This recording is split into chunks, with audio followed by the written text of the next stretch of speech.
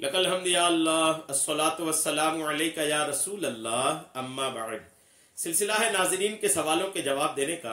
नाजरीन हमारे चैनल के वीडियोस के कमेंट्स में अपने सवालात लिखते हैं, हम उनके जवाबात देने की शहादतें हासिल करते हैं। अगर आपका भी कोई सवाल है तो आप अपने सवाल को ज़रूर हमारे चैनल के वीडियोस के कमेंट्स में लिखें। आपका सवाल हम तक पहुँचेगा, हम जवाब इंशाल्लाह रिप्लाई में ज़रूरत महसूस हुई तो यूँ वीडियो की शक्ल में बनाकर पेश करने की ज़रूर शहादतें हासिल करेंगे। हमारे नाजरीन में से किन्होंने सवाल किया है कि हम नमाज पढ़ते हैं तो कैसे पता चले कि हमारी नमाज कबूल हो गई है, ये इनका सवाल है। नमाज हमारी कबूल हुई, इसकी पहचान क्या, अलामत क्या है, निशानियां क्या है, ये इनका सवाल है। मैं इंशाल्लाह जवाब पेश करता हूं, आप तवज्जो के साथ सुनिए कि नमाज या दीगर कोई आमाल, नमाज भी और नमाज के अलावा जो भी नेक अमल आपने किए, तिलावत किए, रोजा रखे, हज किए, सदका किए, खैरात किए, ज़कात दिए, जो भी नेक अमल आप करते हैं उस नेक अमल की कबूलियत के लिए मैं आपको पेश करता हूं। आप तवज्जो के साथ सुने, निशानियां क्या है उसकी, आप तवज्जो से सुने। इंसान का कौन सा अमल अल्लाह ताला के यहां मकबूल है और कौन सा नहीं, इसका हकीकी इल्म अल्लाह ताला के सिवा किसी को नहीं हो सकता। याद रखिएगा, आपने अमल किया, कबूल हुआ कि नहीं, दर हकीकत इसका इल्म अल्लाह के अलावा किसी को नहीं। जी हाँ, याद रखिएगा, ये आप बिल्कुल याद रखिएगा। मुताद्दिद सहाबाए किराम, ताबईन, बुजुर्गान दीन, ये अल्हम्दुलिल्लाह ये अमल तो करते थे। बुजुर्गों की जिंदगी आप पढ़े, सहाबा की जिंदगी पढ़े, औलिया किराम की आप जिंदगी पढ़े, अकाबिरीन की जिंदगी पढ़े, तो आप देखेंगे कि ये रोते बहुत थे, इबादत तो बहुत ज्यादा करते थे, फिर रोते भी बहुत ज्यादा थे। अल्हम्दुलिल्लाह, और रोते बहुत ज्यादा थे। और वो बुजुर्गान दीन फरमाया करते थे कि हमें कुछ मालूम नहीं कि हमारा कोई भी अमल अल्लाह ताला के यहां कबूल होगा या नहीं। बुजुर्गों के रोने की बहुत सारे सबब में एक सबब यह भी किताबों में मिलता है कि वो इस बात के फिक्रमंद रहते थे कि पता नहीं हमारा अमल कबूल हो रहा है कि नहीं। हम अमल तो कर रहे हैं लेकिन ये अमल अल्लाह की बारगाह में कबूल हो रहा है कि नहीं, इसको लेकर बुजुर्गान दीन फिक्रमंद भी रहते थे और रोते भी बहुत ज्यादा थे। इससे क्या समझ में आया, बुजुर्गों को भी इस बात की फिक्र रहती थी कि जाने हमारा अमल जो है वो अल्लाह की बारगाह में कबूल हो रहा है कि नहीं। चुनांचे उलमाए किराम ने कुरान और अहादीस की रोशनी में कुछ शराइत जिक्र फरमाई है जिनका ख्याल रखने से आमाल की कबूलियत की उम्मीद की जा सकती है। कुछ शर्तें उलमा ने लिखी हैं, वो शर्तें अगर पूरी कर दिया किसी ने तो अल्लाह की बारगाह से उम्मीद की जा सकती है कि आपके जो अमल है, आपकी जो नेकियां हैं वो खुदा की बारगाह में कबूल हो रही है। चंद शराइत मैं आपको पेश करता हूं। पहला, ईमान। अमल की कबूलियत की सबसे पहली शर्त ईमान और सही अकीदा है।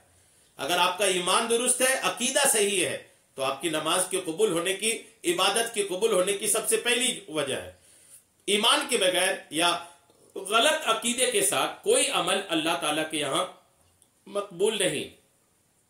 और दूसरी चीज है तसहीह नियत और इखलास, नियत का सही होना और खुलूस होना, यानी जो भी अमल किया जाए खास अल्लाह ताला की रजा और सवाब की नियत से हो। जो भी अमल आप करें, जो भी नेकी आप करें, उसके पीछे मकसद हो अल्लाह की रजा, मकसद हो अल्लाह तबारक व तआला को खुश करना।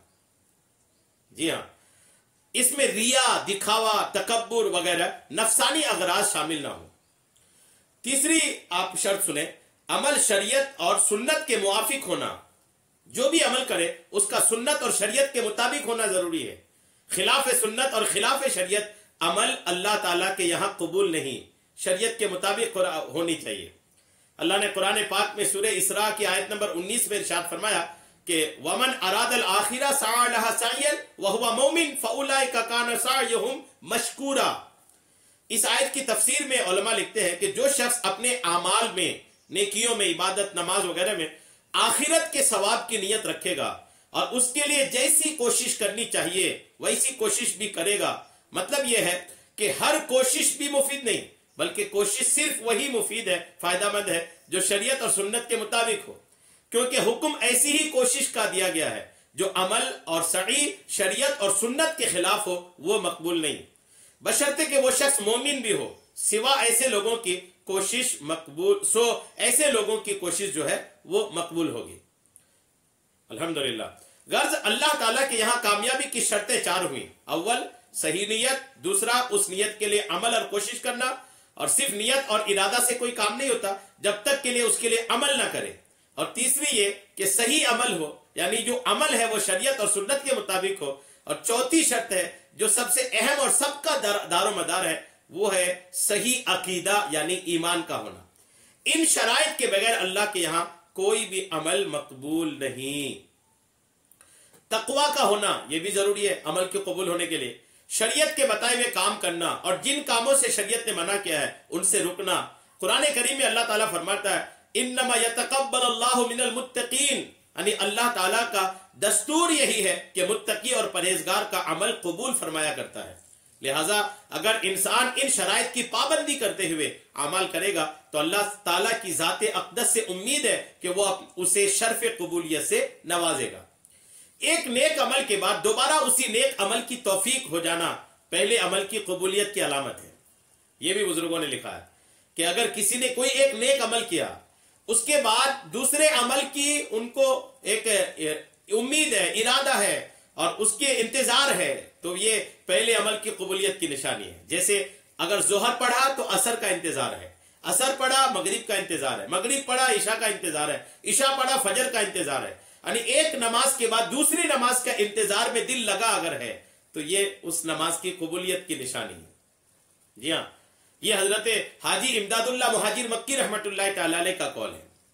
اور اس کا مطلب یہ ہے کہ انسان کو نیک عمل کرتے ہوئے مایوس نہیں ہونا چاہیے کہ عمل قبول ہوگا یا نہیں، اور اس وجہ سے عمل چھوڑنا بھی نہیں چاہیے. نیک عمل کے بعد دوبارہ اس کی توفیق ملنا یہ امید دلاتا ہے کہ پہلا عمل اللہ تعالیٰ کے یہاں قبول ہو گیا ہے. لہٰذا انسان کو نیک اعمال جاری رکھنے چاہیے اور جو کمی بیشی ہو اس پر اللہ تعالیٰ سے استغفار کرنا چاہیے. کیا پتہ اللہ تعالیٰ کو انسان کا کون سا عمل پسند آ جائے اور بیڑا پار ہو جائے. اس قول کا یہ مطلب ہرگز نہیں کہ اعمال کی قبولیت کی جو بنیادی شرائط ہیں ان کو نظر انداز کیا جائے. ان شرائط کا لحاظ رکھنا بہرحال ضروری ہے کیونکہ وہ اللہ تعالیٰ کا قانون ہے. باقی کسی نیک عمل کے بعد اگر انسان سے گناہ سرزد ہو تو اس کا مطلب یہ نہیں کہ پہلا عمل قبول ہی نہیں ہوا. ہو سکتا ہے کہ اللہ تعالیٰ نے قبول فرما لیا ہو. انسان کو اللہ تعالیٰ کے بتائے ہوئے طریقے پر اعمال کر کے نتیجہ اللہ تعالیٰ پر چھوڑنا چاہیے. زیادہ باریکیوں میں پڑنے کی ضرورت نہیں ہے. یہ یاد رکھیے گا، آپ کا کام ہے عمل کرنا، بندے کا کام ہے عمل کرنا. اس عمل کو جیسا شریعت نے بتایا ہے، جیسی شریعت نے گائیڈ کیا ہے، شریعت نے جیسی رہنمائی کیا ہے، بندے کا کام ہے اس کو تمام آداب تمام ضروریات کے ساتھ ادا کرنا. بندے کا یہ کام ہے. نماز پڑھنا ہے تو نماز کی سنتیں، واجبات، فرائض، مستحبات تمام چیزوں کو دھیان میں رکھ کے بندے کا کام ہے تمام چیزوں کا دھیان رکھ کے نماز کو ادا کرنا. بس بندہ یہ کرے، اس تفتیش میں نہ پڑا رہے کہ پتہ نہیں قبول ہوئے کہ نہیں، اس میں زیادہ دماغ نہ لگائے. فکر رہنی چاہیے، فکر رہے گا تب آدمی درست طریقے سے ادا کرنے کی کوشش کرے گا، لیکن وہیں پڑا نہ رہ جائے. پھر نہیں تو آگے جو عمل ہے اس میں مشکل ہو جائے گا. اللہ کی ذات سے امید رکھے، عمل کرے، اللہ کی ذات سے امید رکھے کہ میرا رب قریب ہے، میرا عمل قبول ہو رہا ہوگا. قبولیت کی امید برقرار رکھے اور عمل بھی جاری رکھے. یہ کچھ باتیں تھی جو مجھے کتابوں کے حوالوں سے سمجھ میں آئی، میں نے ناظرین کو پیش کیا. دعا میں یاد رکھیے گا. اللہ تبارک تعالی ہم سب کے اعمال کو قبول فرمائے. آمین بجاہ النبی الامین صلی اللہ تعالی علیہ وسلم.